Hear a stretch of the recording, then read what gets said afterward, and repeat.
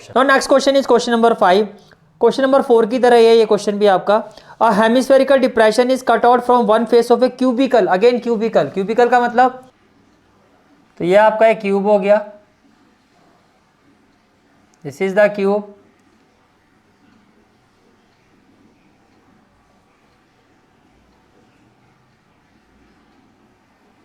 This is the cube. फिर आपको क्या कहा जा रहा है, hemispherical depression is cut out. Cut out का मतलब देखो ये इसके दो एंड हो गए, दो एंड को अगर मैं ज्वाइन करता हूं तो एक सर्कल बन जाएगा। यहां पर आपको एक सर्कल बनाना है इस तरह से,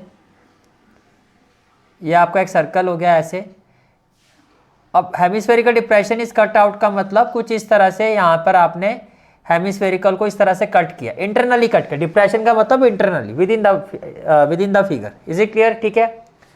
अब आपको क्या कहा जा रहा है, cubical wooden block such that the diameter l of the hemisphere. अब इसका डायमीटर एल है। अब देखो डायमीटर का मतलब एक साइड से दूसरी साइड, यानी कि विद डायमीटर का मतलब ये हो गया आपका डायमीटर ऑफ द क्यूबिकल। तो डायमीटर का मतलब क्या हो गया, देखो ये एक साइड है, ये पूरा ये और ये, तो इसके बीच का ये जो डिस्टेंस है, इन दोनों साइड के बीच का जो डिस्टेंस है वो कुछ ऐसा ये हो गया। तो इसका अगर डायमीटर जो है, अब आपने अभी प्रीवियस क्वेश्चन में भी देखा था, ग्रेटेस्ट डायमीटर, जो डायमीटर ऑफ हेमिस्फीयर का ऐसे केसेस में होता है वो साइड ऑफ ए क्यूब के इक्वल होता है। तो एज पर क्वेश्चन जो डायमीटर है, एज पर क्वेश्चन जो डायमीटर ऑफ हेमिस्फीयर है वो इक्वल टू एल है। वो इक्वल टू क्या है, diameter of hemisphere is equal to l. इसका मतलब ये हो गया कि जो साइड ऑफ क्यूब है, इसका मतलब ये हो गया कि जो साइड ऑफ क्यूब है वो भी एल के इक्वल होगा, वो भी एल के इक्वल होगा। तो surface area of remaining solid find करना है। क्या फाइंड करना? Surface area of remaining solid. तो देखो surface area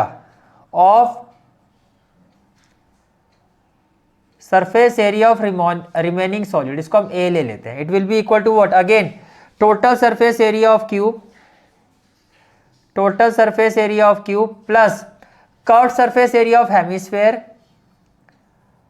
curved surface area of hemisphere minus area of base of hemisphere, minus area of base of hemisphere. ये कुछ इस तरह से हो जाएगा। तो ये जो AS surface area of remaining solid किसके इक्वल होगा, total surface area of cube, that is 6 into side square,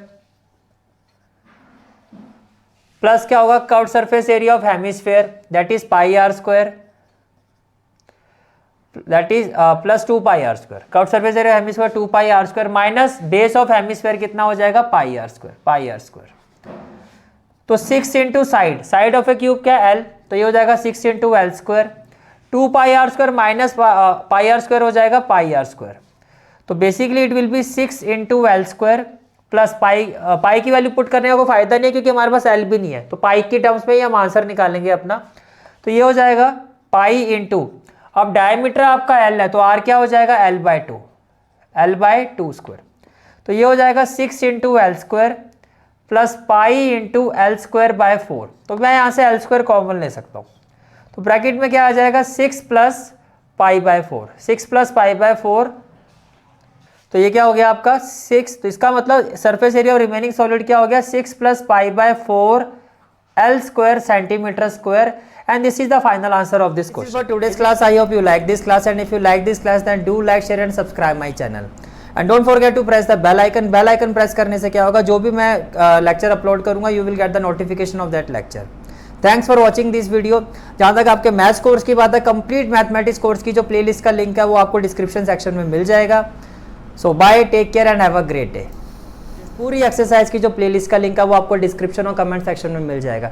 जहाँ तक आपके मैथ्स कोर्स की बात है, कंप्लीट मैथमेटिक्स कोर्स की जो प्लेलिस्ट का लिंक है वो आपको डिस्क्रिप्शन सेक्शन में मिल जाएगा। So bye, take care and have a great day.